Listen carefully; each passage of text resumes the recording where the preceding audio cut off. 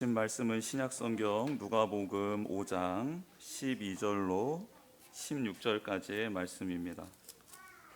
누가복음 5장 12절로 16절까지의 말씀, 신약성경 95면에 있습니다. 우리 같이 하나님의 말씀을 같이 읽도록 하겠습니다. 시작. 예수께서 한 동네에 계실 때에 온몸에 나병 들린 사람이 있어 예수를 보고 엎드려 구하여 이르되 주여 원하시면 나를 깨끗하게 하실 수 있나이다 하니 예수께서 손을 내밀어 그에게 대시며 이르시되 내가 원하노니 깨끗함을 받으라 하신대 나병이 곧 떠나니라.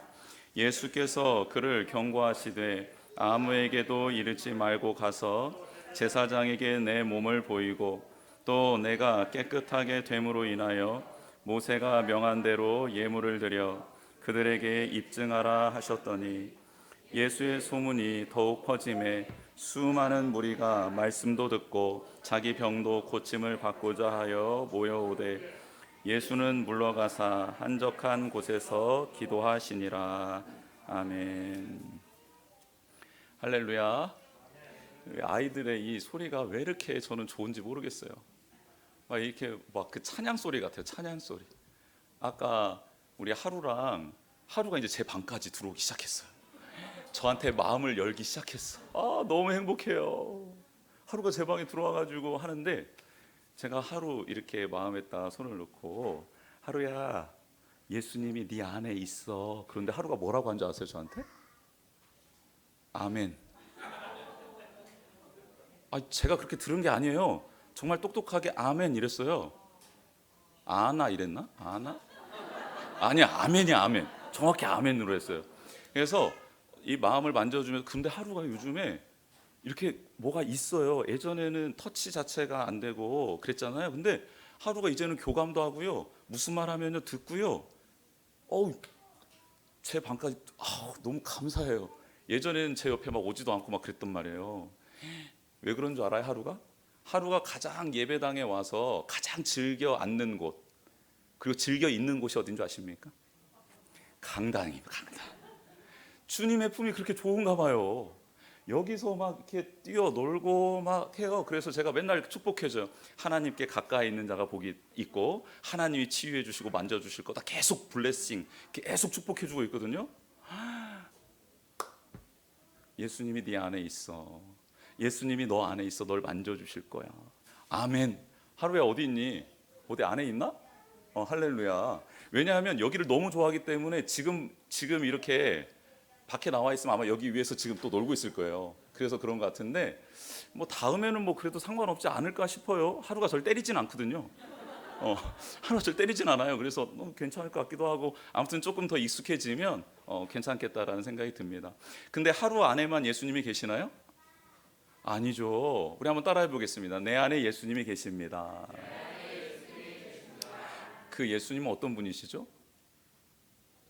천지를 창조하신 분이면서 동시에 나를 위해 생명을 내어주신 분이시죠.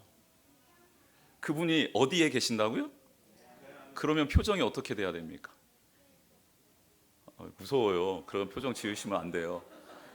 그런 표정 지으시면 안 되고 어떻게 돼요? 표정이. 내 안에 그런 분이 계시는데 온 우주를 창조하신 분, 그리고 나를 위해 생명 내어주신 분이 내 안에 지금 계신다고요.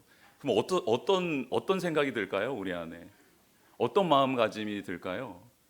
우리의 손과 발은 어떻게 움직이기 시작할까요? 다른 거죠. 완전히 다른 싸움이 되는 거예요. 우리 안에 예수님이 계시는 줄 믿으시길 바랍니다. 제 말이 아니고 성경의 말씀이잖아요. 나를 믿으면 내가 너 안에 거하겠다. 내가 너에게 말씀을 주겠다. 내가 너를 통해 일하겠다. 그렇죠. 하나님이 주님이 해주신 말씀이잖아요. 우리는 그것을 믿고 나아가야 될 줄 믿습니다. 지금 아이들의 대부분 지금 한 80%가 빠져나가 있는 상태거든요. 지금 우리 생명을 보면 그 아이들이 지금 이 자리에 다 들어와 있다고 하면 어떻게 될까요? 지금 포화 상태죠. 이제는 바닥에 앉아서 예배도 드려야 되고요, 이 위에 올라와서 예배도 드려야 되고요. 전 지금 그걸 꿈꾸고 있습니다. 그래서 더 이상 견디지 못해서 우리 성도님들이 목사님 우리 알아봅시다. 그때까지 제가 참으려고 그럽니다. 그때까지 지금 참으려고. 제 입에서는 더 이상 이제 뭐 알아봅시다 말 안 하려고, 기도만 하려고 합니다. 목사님 좀 알아봅시다. 그렇게 한 10명 이상 말할 때 알아보려고 합니다. 그래서 지금 우리 아이들이 밖에 나가 있는데 만약에 그 아이들 덩치 큰 아이들까지 들어와 있다 그러면은 오늘 이 자리가 차고 넘칠 것 같은데요. 그런데 차고 넘치고 이게 중요한 게 아니고 사람이 많은 것으로 교회의 역사, 하나님의 역사는 이루어지지 않습니다. 예수 그리스도를 온전히 믿고 그분을 사랑하고 따르는 한 사람으로 하나님은 이 세상의 역사를 바꾸실 수 있는 분이십니다. 그런 성도들이 늘어나기를 축복하고 그런 성도들이, 그런 다음 세대들이 일어나기를 기도하는 것이죠. 우리 교회가 그 사명 감당하게 되기를 주님의 이름으로 축복합니다. 네, 오늘 본문은 예수님께서 나병에 걸린 사람을 고쳐주신 치유의 사건이 기록된 말씀이에요. 나병은 온갖 악성 피부병을 뜻하는 말입니다. 당시 나병에 걸린 사람들은 하나님의 저주를 받은 자라고 생각했어요. 고칠 수도 없는 병이었고 사람을 부정하게 만든 병으로 간주되었기 때문에 공동체 생활을 할 수 없고 따로 마을 밖에 쫓겨나가서 사람들이 거하지 않는 곳에서 그렇게 무리를 지어 살아가고 있었습니다. 정말 안타까운 일이 아닐 수 없습니다. 현대의학의 발전으로 이제 나병은 치료 가능해졌고 전염성도 그렇게 강하지 않는 것으로 이미 알려지게 되었지만 당시 의학이 발전하지 않는 그 상황 속에서는 나병은 사람들의 두려움의 대상이었던 것이죠. 하나님은 모세를 통해 이미 레위기에서 그들의 격리와 치료 그리고 다시 공동체에 소속되어서 생활할 수 있는 법에 관련된 내용을 레위기 14장 이후에 기록되어 있습니다. 말씀해 주신 것이죠. 하나님은 나병에 걸린 자가 완전히 저주받아 멸망하는 자가 아니라 치유되어 회복될 수 있는 자다라고 가능성을 열어주신 말씀이 레위기서에 기록되어 있다고요. 하나님은 나병 환자를 나병 환자, 얘네는 멸망받을 자, 저주받은 자라고 낙인 찍지 않으셨어요. 하나님은 그 나병 환자들도 치료 가능하다, 회복될 수 있다, 그랬을 때는 너희들은 이런 절차를 통해 그들을 다시 받아들여라 라고 말씀해 놓으셨습니다. 하나님이신 예수님은 이 땅에 육신을 입고 오셔서 그렇게 나병에 걸린 사람들에 대한 관심이 지대했습니다. 그들을 찾아가셨어요. 부정한 자라고 심판받은 자라고 함께 접촉만 해도 나도 부정해진다고 하는 그들을 직접 만나주시고 손을 대시며 치유해 주셨습니다. 구약의 하나님과 신약의 예수님 다른 분이 아니에요. 동일한 분이십니다. 그들은 저주받을 자가 아니라 멸망받을 자가 아니라 구원받아야 될 자라고 예수님도 동일하게 그들에게 찾아가서 손을 대시며 치유해 주시는 장면이 오늘 본문의 말씀입니다. 여러분, 우리는 겉으로 드러나진 않았지만 다 나병을 가진 사람들입니다. 그렇지 않나요? 겉으로는 깨끗하게 옷을 입었습니다. 예, 저를 보십시오. 예, 저를 보십시오 하니까 다 보시네요. 네, 넥타이를 메었습니다. 양복을 입었어요. 그럴싸한 셔츠를 입었습니다. 그리고 머리를 정리했어요. 그리고 로션을 발랐습니다. 그리고 딱 섰더니 사람들은 저를 나병 환자로 보지 않아요. 뭔가 있어 보이고, 있어 보이진 않나요? 뭔가 있어 보이고 뭔가 할 수 있을 것 같고 그럴싸하고 뭐 이렇게 바라본다라는 거예요. 겉모습을 봐서는 그렇습니다. 그런데 여러분은 제 속에 들어와 본 적이 없어요. 제 안의 마음은 뭉들어진 마음이 있습니다. 나병에 걸려서 아예 감각도 잃어버린 마음이 있어요. 상처이지요, 트라우마이지요. 누군가가 내 상처를 건들면요, 그 트라우마를 건들잖아요. 그럼 저도 모르게 내 안에 있는 나병이 일어나 버립니다. 일어나 버려요. 나타나요. 오늘 본문의 위치가 너무 절묘합니다. 저는 말씀을 읽다가 오늘 본문이 왜 이 위치에 있나 놀라운 깨달음이 있었습니다. 예수님은 그 앞절의 말씀에서 베드로와 그와 함께하는 동료들을 제자로 부르십니다.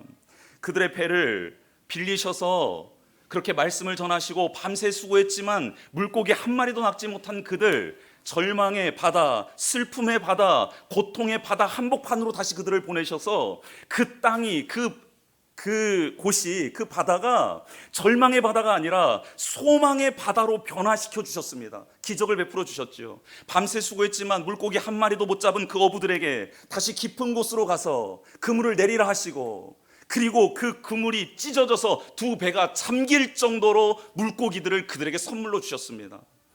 여러분, 치유가 된 것이죠.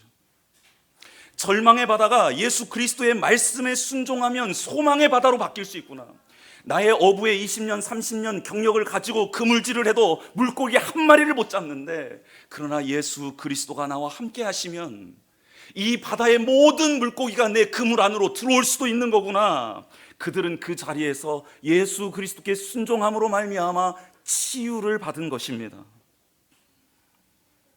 그리고 그들은 예수님 앞에 와서 엎드려 주님의 부르심에 순종하겠다고 그렇게 결단하는 장면이 앞장에 나와 있습니다. 그런데 이렇게 예수님이 부르신 첫 제자들과 함께 예수님이 첫 번째로 일으키신 기적이 나병 환자의 치유입니다. 여러분, 예수님과 제자들이 함께 있는데 나병 환자가 찾아왔어요. 여러분, 제자들은 어떤 반응이었을까요? 어찌할 바 몰랐을 것입니다.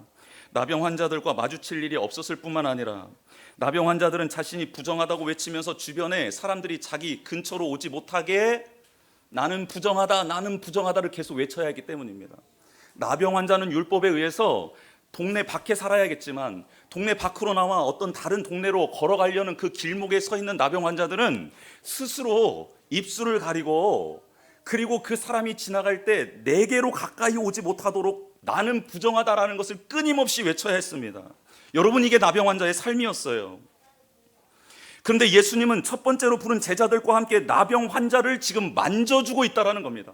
제자들을 절망의 바다에서 만져주셨던 것처럼 절망 중에, 삶 자체가 절망인 그를 만져주고 있다는 거예요. 여러분, 제자들은 나병 환자를 보고 나병 환자는 나와 다른 부류라고 생각했을 것입니다. 그렇죠.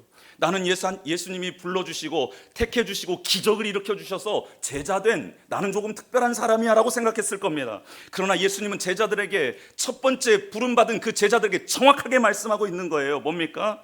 너와 너희들과 이 나병 환자는 똑같다라는 겁니다. 제자들, 너희들은 겉으로 드러나지 않았을 뿐 나병 환자와 같은 상태 아니니?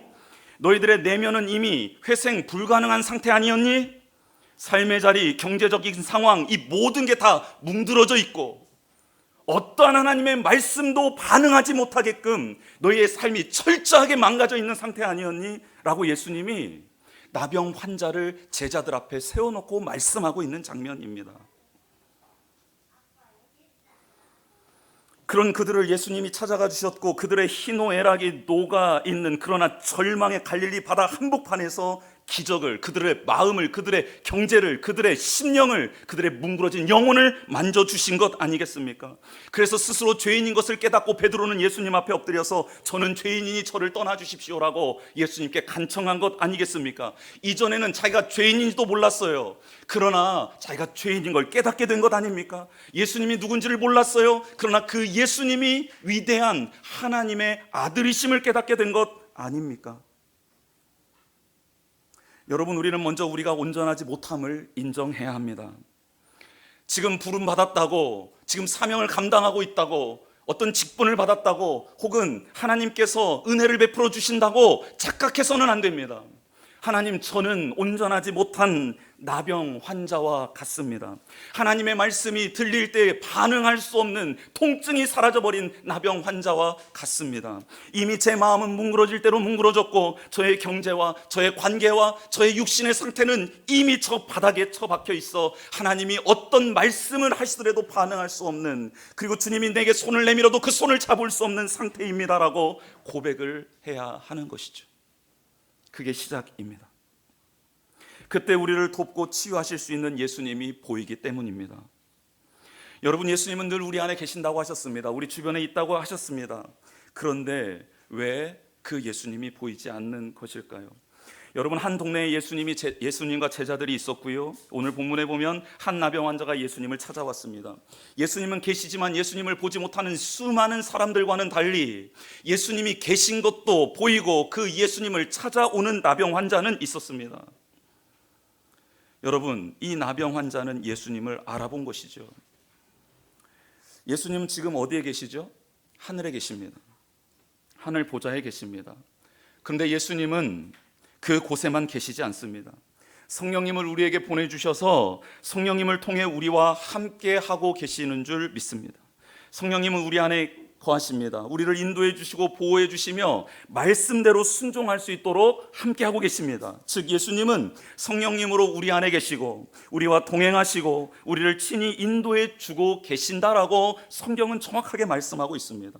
그런데 우리는 우리 안에 우리 삶에 함께 하시는 예수님을 보지 못하고 살아갈 때가 너무나도 많이 있습니다. 먼저 축복합니다. 예수님을 볼 수 있는 눈이 열리기를 축복합니다. 그렇다면 어떻게 예수님을 볼 수 있을까요? 보이지 않는 예수님을 어떻게 볼 수 있을까요? 말씀이 육신이 되어 우리 가운데 거하신 분을 예수님이라고 성경은 표현하고 있습니다. 그렇다면 예수님을 볼 수 있는 방법은 말씀을 읽고 묵상함을 통해서만 예수님을 볼 수 있다는 것이죠. 여러분, 말씀을 소리내어 읽어보십시오. 집중해서 읽어보세요. 묵상도 한번 해보십시오. 암송해 보시기를 추천합니다. 말씀을 필사해 보는 것도 강추합니다. 그러면요, 예수님이 보입니다. 예수님의 말씀이 생생하게 들립니다. 예수님을 만날 수 있습니다. 그분의 마음이, 생각이 읽혀집니다. 그분의 생각과 마음이 읽혀져요. 그렇게 살아계신 예수님과 함께 걷게 되고 우리를 지켜주시고 인도해 주시는 분임을 매일매일 매순간 체험하게 됩니다. 왜요? 예수님 살아계시기 때문에, 부활하셔서 영원한 생명을 누리고 계시기 때문에, 살아계신 분이기 때문에 교제할 수 있는 것이죠. 여러분, 나병 환자는 오늘 예수님 보지 못했다면 죽는 인생이었습니다. 나병 환자와 같은 우리도 마찬가지지요. 예수님을 보지 못하면 살 수 없습니다. 이게 정해져 있는 진리입니다. 그분의 손길을 느낄 수도 없고 음성을 듣지도 못하게 되죠. 그럼 우리는 죽는 거예요. 죽는 겁니다. 제자들도 마찬가지입니다. 예수님의 부름을 받았어요. 그들 앞에 있는 예수님을 그들이 제대로 보지 못하면 그들은 죽습니다. 예수님을 통해 자신의 유익을 얻고자 예수님을 바라보고 예수님을 통해 무언가 내가 기대하는 것을 바라볼 때 그들은 죽게 되는 것이죠. 예수님이 아닌 예수님을 통해 얻게 될 명예와 권력과 지위와 물질을 바라보는 순간 우리는 다 죽습니다. 예수님 외에 다른 것을 바라보면 죽는다라는 거예요. 사랑하는 성도 여러분, 우리의 마음과 영에 있는 나병은 예수님을 바라봄으로 치유되는 줄 믿습니다. 필리핀 선교를 통해 우리 선교사님들 잠깐 뵀죠. 선교사님들이 빈민가와 그 다음에 노숙자 사역을 하셨습니다. 빈민가는 정말 척박한 환경이었습니다. 화장실이 없기 때문에 길에다가 다 배변 활동을 다 하고요. 사람이나 짐승이나 다. 그리고 집 안에 들어가면 너무나도 좁은 환경에 7명, 8명 그렇게 살아가고 있는 거예요. 사람이 살 수 있는 공간이 아닙니다. 그리고 노숙자들은 마찬가지, 말 그대로 노숙하는 겁니다. 우리가 느끼기에는 조금 따뜻한 날씨처럼 느껴졌는데 그들에게는 겨울, 그래서 온도가 조금만 떨어져도 20도 밑으로만 떨어져도 얼어 죽는 사람이 있다고 합니다. 따뜻한 지역이기 때문이죠. 근데 그들에게 음식을 제공하는 거예요. 먹을 거를 제공하는 겁니다. 그런데 선교사님들이 너무너무 잘하고 계시는 게 있었어요. 뭐냐면 음식을 그냥 주는 게 아니에요. 지난주에, 다음 주에 우리가 음식을 가지고 올 때까지 암송해야 될 말씀을 주는 겁니다. 말씀을 줘요. 그럼 말씀을 주면 그 말씀을 암송한 자들만 음식을 받아갈 수 있어요. 그런데요, 여러분, 너무 신비한 일이 일어난대요. 무슨 일이냐면 노숙자와 빈민가에 살아가는 사람들이요, 머리가 굉장히 좋답니다. 암송을 그렇게 잘한대요. 그래서요, 빨리 음식을 받기 위해 먼저 줄을 서야 될 것 아닙니까? 말씀을 암송하는데 너무 잘한다는 거예요. 너무너무. 그래서 선교사님들이요, 거기에서 힌트를 얻어서 이제 무슨 사역을 준비하고 계시는 줄 아십니까?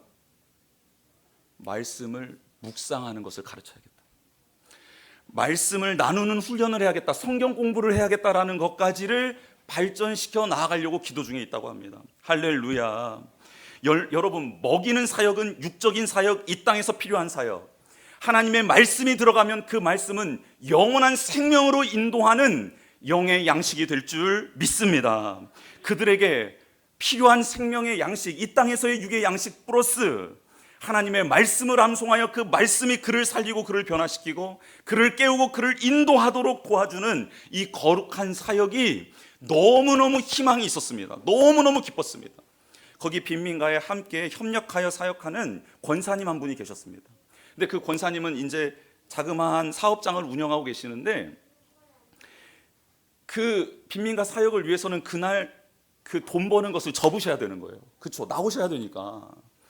돈 버는 것을 접고 경제 활동을 접고 나와서 하시는데 그 권사님이 들고 다니는 팻말을 받습니다. 팻말. 이 팻말이 뭔지 아십니까? 말씀이에요. 말씀. 이 말씀 외우라는 거예요.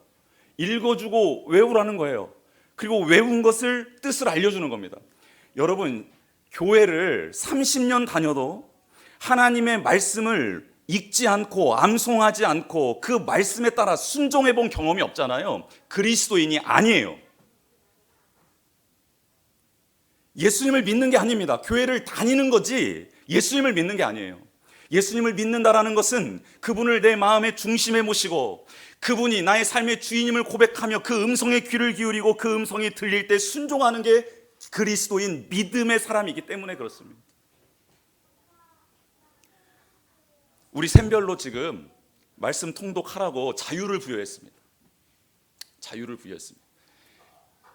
샘별로 진행해 주십시오. 자유를 부여했습니다. 그리고 샘별로 가장 잘하는 사람들을 매달 선정해서 격려를 좀 하려고 합니다. 격려를 하려고. 근데 그 격려가 물질로 나갑니다. 그래서 하나님을 경외하면 육적인 게 채워진다라는 것을 뼈저리게 경험시켜 드리려고 물질로 나갑니다. 여러분 이걸 믿으십니까? 하나님을 온전히 섬기는 자는 이 땅의 필요들을 하나님이 채워주신다라는 것을 믿으십니까? 믿음대로 될 줄 믿습니다. 여러분 이것을 인정하지 않으면요, 생명의 주인이 하나님이심을 인정하지 않는 자는요, 말씀의 능력을 체험할 수가 없습니다. 체험할 수가 없습니다. 나병 환자는 예수님을 보았습니다. 보고 난 다음에 뭘 하죠? 엎드립니다. 엎드리는 행위는 나의 모든 것을 내려놓고 당신만을 의지하겠다라는 표현입니다. 나의 생명은 당신의 손에 달려 있습니다라는 고백이죠. 여러분 우리 주님 앞에 엎드려 본 적 있습니까? 있죠. 우리 십자가 앞에 기도회 때 무릎 꿇으라고 하면 무릎 꿇은 적 있죠. 그런데 무릎 꿇고 난 다음에 주님께 집중됩니까? 쥐가 나는 내 다리에 집중했습니까? 저는 후자입니다. 너무 힘들더라고요. 무릎 꿇고 있는 게. 막 무릎이 아파요. 그리고 쥐가 나기 시작해요. 그러면 어떻게 해야 될지 몰라요. 그러니까 침을 해서 코에다 붙이는 것부터 시작해서. 여러분 왕년에 무릎 꿇고 예수님께 나와 기도해 본 적 있으시죠? 그런데 그 무릎을 꿇었는데 주님께 집중하는 게 아니라 나의 육신의 고통에 집중했던 기억도 있을 것입니다. 네, 오늘 이 말씀은 물리적으로 하나님 앞에 엎드리는 것도 중요하지만 그것을 뛰어넘는 영적인 고백이 이 안에 담겨져 있습니다. 여러분 누가 엎드렸죠? 나병 환자가 엎드렸습니다. 이게 중요합니다. 여러분 나병 환자가 사람들이 모인 곳에서 예수님 앞에 엎드린다? 이것은 생명을 건 엎드림이었다라는 거예요. 왜냐하면 당시 나병에 걸린 사람이 일반인들 사는 곳에 가까이 오게 되고 자기가 부정하다 외치지 않고 누군가와 접촉을 하려고 시도를 한다면 그는 바로 돌에 맞아 죽어야 했기 때문입니다. 즉 나병 환자의 이 엎드림은 생명을 건 엎드림입니다. 예수님께 자신의 생명을 온전히 맡겨드린 엎드림입니다. 죽어도 괜찮으니 나는 지금 이 시간 피조물로서 창조주 하나님을 배워야겠습니다. 먼지와 같은 이 존재가 생명의 주인이신 창조주의 호흡, 루하흐, 하나님의 영을 받아 살아나야겠습니다. 죽음의 존재인 제가 영원한 생명의 주님 앞에 엎드립니다. 이 엎드림이 바로 나병 환자의 엎드림입니다. 실존적인 엎드림입니다. 존재론적인 엎드림입니다. 이 엎드림이 우리 가운데 있어야 합니다. 제자들도 마찬가지죠. 베드로도 예수님을 보고 예수님께 엎드렸습니다. 그런데 그 엎드림은 실존적인 엎드림이 아니었습니다. 예수님과 동업하기 위한 엎드림이었습니다. 예수님 저 물고기 많이 잡게 하시면 예수님 뒤를 잘 봐드리겠습니다라는 엎드림이었던 것이죠.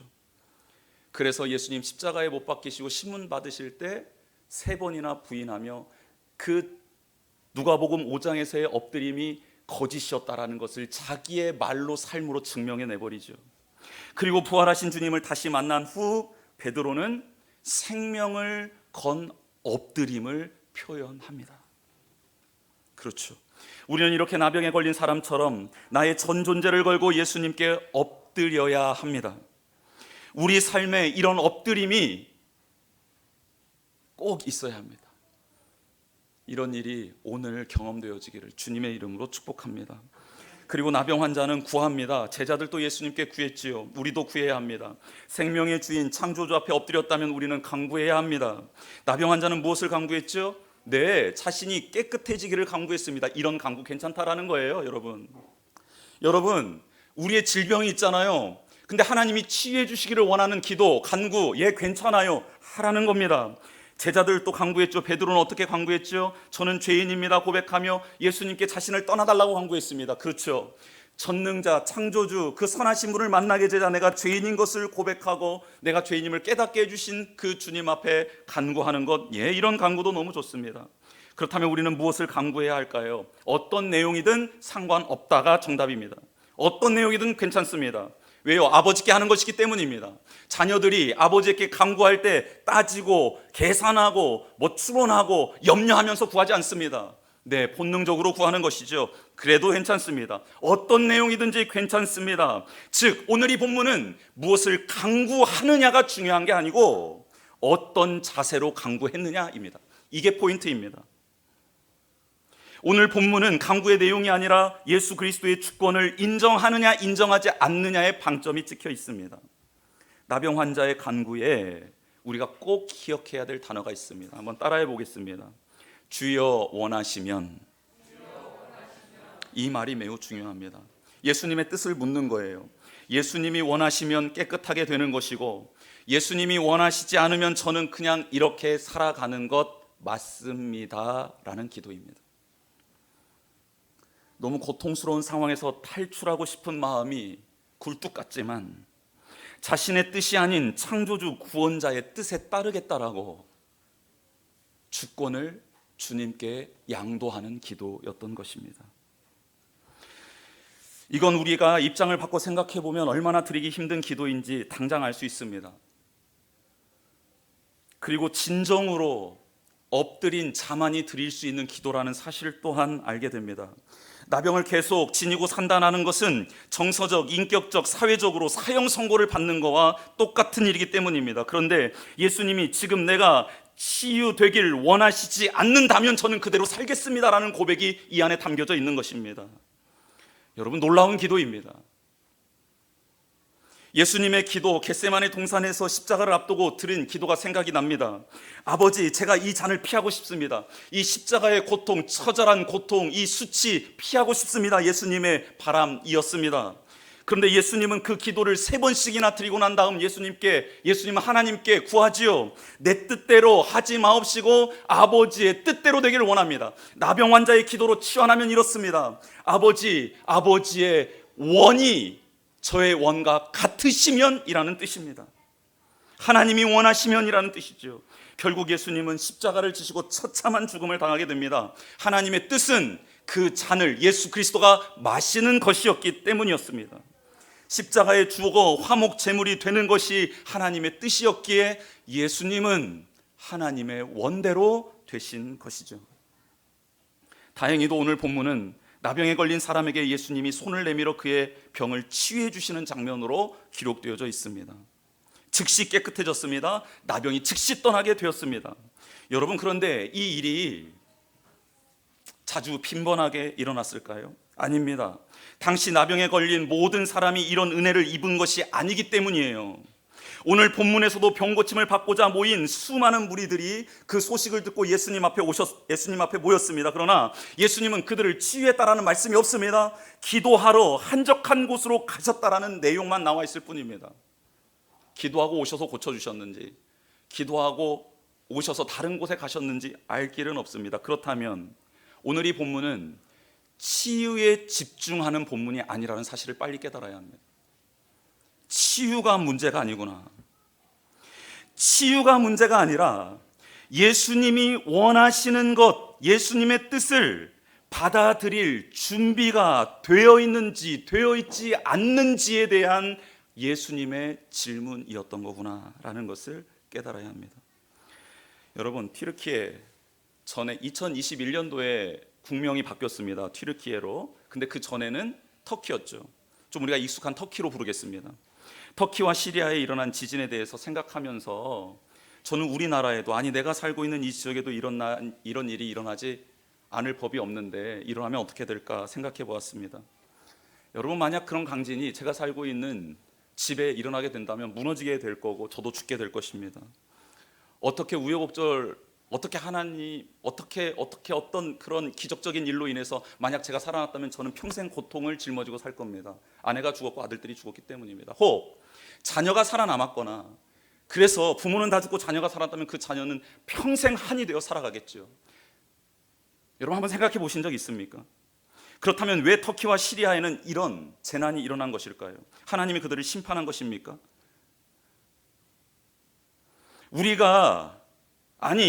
제가 그들보다 무슨 선한 게 있습니까? 하나님이 보시기엔 우리 모두가 죄인 아닙니까? 그러니 이런 관점으로, 심판의 개념으로 그 지진을 봐서는 절대 안 됩니다.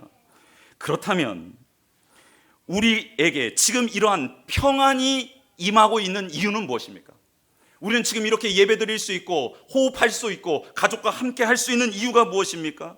그 이유는 재난 속에서 슬피 울며 절망 속에 있는 자들에게 도울 수 있는 기회가 주어진 것이기 때문입니다. 그래서 평안이 임한 것입니다. 여러분, 우리도 그들과 같은 재난을 겪지 말란 법이 없습니다. 똑같은 일을 겪을 수 있기 때문입니다. 나병 환자가 고침을 받는 이유 무엇입니까? 특별한 은혜를 받을 이유가 무엇입니까? 예수님은 그 이유에 대해서 설명해 주십니다. 제사장에게 내 몸을 보여라. 또 내가 깨끗하게 됨을 인하여 모세가 명한 대로 예물을 드려서 많은 사람들에게 증거하라 라는 내용이었습니다. 나병 환자는 하나님이 모세에게 주신 율법대로 절차를 따라야 공동체에서 생활할 수 있었습니다. 그것은 먼저 몸을 보이고, 제사장의 몸을 보이고 확인받은 후에 정결 예식을 치르는 겁니다. 깨끗하게 정결하게 씻은 다음에 바로 장막에 들어가고 공동체 생활하는 게 아닙니다. 7일 동안 자기의 집에 들어가지 못하고 밖에서 7일 동안 지내야 했습니다. 왜요? 혹시 재발할 수 있기 때문입니다. 나병 환자에게는 이 7일이라는 순간이 고통의 순간이었을 것입니다. 조바심이 나는 순간이었겠지요. 믿음과 불신앙 사이를 수도 없이 오가는 시간이 7일이라는 시간이었을 것입니다. 이 시간을 통해 나병 환자는 정말 하나님을, 예수님을 온전히 믿게 되든 아니면 다시 의심하게 되든 양갈래의 길을 걸을 수밖에 없었을 것입니다. 그의 심적 상태, 7일 동안 그의 태도를 보면 알 수 있는 것이죠. 확신 가운데 평안하게 시간을 보낼 것인지, 계속 불안해하며 초조해하며 살아갈 것인지, 그 7일이 그의 이후의 삶을 결정짓는 기간이었던 것입니다. 여러분, 우리는 어떻습니까?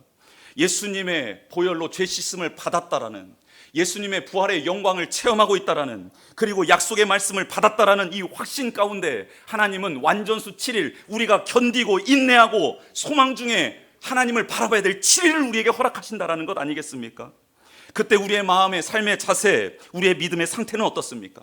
하나님을 온전히 믿고 주신 말씀을 붙들고 씨름하며 확신 가운데 걸어가고 있습니까? 아니면 하나님이 주신 약속의 말씀을 받았음에도 불구하고 의심하고 방황하고 내 뜻대로 해석해 나아가면서 그렇게 이 세상 사람들과 별반 다르지 않는, 예배는 드렸으나 말씀은 받았으나 이 세상 사람들과 전혀 구별되지 않는 생각과 말과 행동을 하며 살아가고 있습니까? 예, 그 7일이 결정짓는 것입니다.